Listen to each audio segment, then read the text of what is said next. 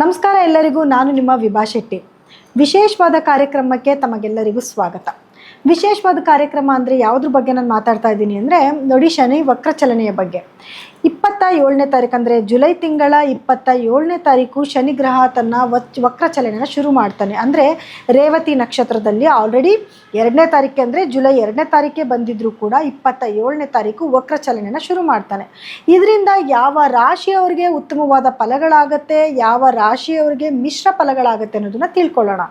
ಮೊದಲನೇದಾಗಿ ಉತ್ತಮವಾದ ಫಲಗಳನ್ನ ಪಡ್ಕೊತಿರೋ ರಾಶಿಗಳು ಯಾವುದು ಅಂದರೆ ಕುಂಭ, ಮೀನ, ವೃಷಭ ಮತ್ತು ವೃಶ್ಚಿಕ ರಾಶಿಯವ್ರಿಗೆ ತುಂಬ ಧನಲಾಭನ ನೋಡಬೇಕಾಗಿ ಬರುತ್ತೆ. ಅಂದರೆ ಮಿಥುನ ರಾಶಿಯವ್ರಿಗೂ ಕೂಡ ಧನಲಾಭ ಸಿಗುತ್ತೆ. ಇನ್ನು ಯಾವ ರಾಶಿಗಳಿಗೆ ತುಂಬ ಮಿಶ್ರ ಫಲನ ಅನುಭವಿಸ್ತಾರೆ ಅಂತ ನೋಡಿದಾಗ ಸಿಂಹ, ಧನಸ್ಸು ಮತ್ತು ಮೇಷರಾಶಿಯವರು ಮಿಶ್ರ ಫಲನ ಅನುಭವಿಸ್ಬೇಕಾಗಿ ಬರುತ್ತೆ.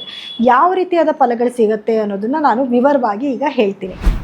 ಇನ್ನು ಕಟಕ ರಾಶಿಯವರಿಗೆ ಶನಿಯ ವಕ್ರಚಲನೆಯಿಂದ ಏನೆಲ್ಲ ಲಾಭಗಳು ಸಿಗ್ತಾ ಇದೆ ಅಂತ ನೋಡಿದ್ರೆ ನೋಡಿ, ಮೊದಲನೇದಾಗಿ ಆತಂಕ ನಿವಾರಣೆ ಆಗುತ್ತೆ. ನಿಮಗೆ ತುಂಬ ದಿವಸಗಳಿಂದ ಏನೋ ಒಂದು ಆತಂಕ, ಎದೆ ಒಳಗಡೆ ಏನೋ ಒಂದು ಭಯ ಅನ್ನೋದಿತ್ತು, ಅದು ನಿವಾರಣೆ ಆಗುತ್ತೆ. ಅದರಲ್ಲಿ ಒಂದು ಕನ್ಕ್ಲೂಷನ್ ಬರ್ತೀರಾ, ಸೊ ಇದೇನು ಆಗೋದಿಲ್ಲ, ನನಗೆ ಯಾವ ಸಮಸ್ಯೆ ಬರಲ್ಲ ಅನ್ನೋವಂಥ ಒಂದು ನಿರಾಳತೆ ನಿಮ್ಮ ಜೀವನಕ್ಕೆ ಬರುತ್ತೆ.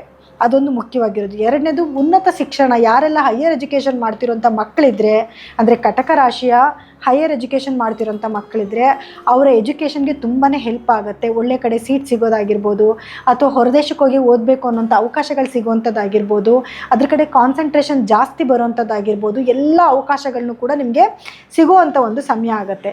ಜೊತೆಗೇನು ಅಂತಂದರೆ ಆಧ್ಯಾತ್ಮಿಕವಾದ ಒಲವು ಜಾಸ್ತಿ ಆಗುವಂಥದ್ದು, ಅಂದರೆ ದೇವ್ರ ಕಡೆ ಭಕ್ತಿ ಜಾಸ್ತಿ ಆಗುವಂಥದ್ದು, ಅಥವಾ ಯೋಗಕ್ಕೆ ಸೇರ್ಕೋಬೇಕು, ನನ್ನ ಬಾಡಿನ ಫಿಟ್ಟಾಗಿ ಇಟ್ಕೋಬೇಕು, ಧ್ಯಾನ ಮಾಡಬೇಕು ಅನ್ನೋಂಥ ಮನಸ್ಥಿತಿನ ಬೆಳೆಸ್ಕೊಳ್ಳುವಂಥದ್ದು, ಇದೂ ಕೂಡ ಆಧ್ಯಾತ್ಮಿಕ ಒಲವು ಅಂತಲೇ ನಾವು ಹೇಳ್ತೀವಿ.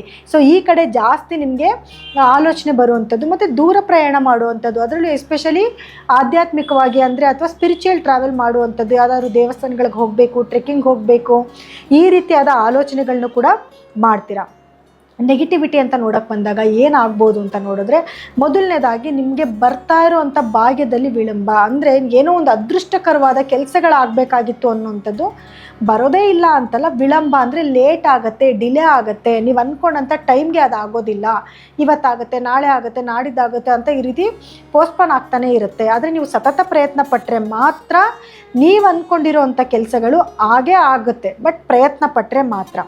ಎರಡನೇದೇನು ಅಂತಂದರೆ ಸ್ವಲ್ಪ ಭಿನ್ನಾಭಿಪ್ರಾಯಗಳು. ಯಾರ ಜೊತೆಯಲ್ಲಿ ಅಂತಂದರೆ ತಂದೆ ಜೊತೆಯಲ್ಲಿ, ಅಥವಾ ಹಿರಿಯರಲ್ಲಿ, ಅಥವಾ ತಂದೆ ಸಮಾನರಾಗಿರುವಂಥವ್ರು ಅಥವಾ ನಿಮಗಿಂತ ಹಿರಿಯರ ಜೊತೆಯಲ್ಲಿ ಸ್ವಲ್ಪ ಭಿನ್ನಾಭಿಪ್ರಾಯಗಳು ಬರುತ್ತೆ. ಅಂದರೆ ವಾದ ಮಾಡೋದು ಜಾಸ್ತಿ ಆಗುತ್ತೆ. ನೀವು ಅವ್ರ ಜೊತೆಲಿ ಏನೋ ಒಂದು ವಾದ, ಅವ್ರು ಹೇಳೋದನ್ನು ನೀವು ಒಪ್ಕೊಳ್ಳಲ್ಲ, ನೀವು ಹೇಳೋದನ್ನ ಅವ್ರು ಒಪ್ಕೊಳ್ಳಲ್ಲ, ಈ ರೀತಿ ಸ್ವಲ್ಪ ಭಿನ್ನಾಭಿಪ್ರಾಯಗಳು ಕೂಡ ಬರುತ್ತೆ. ಅದನ್ನು ಆದಷ್ಟು ಅವಾಯ್ಡ್ ಮಾಡ್ಕೊಂಡ್ರೆ ಒಳ್ಳೆಯದು.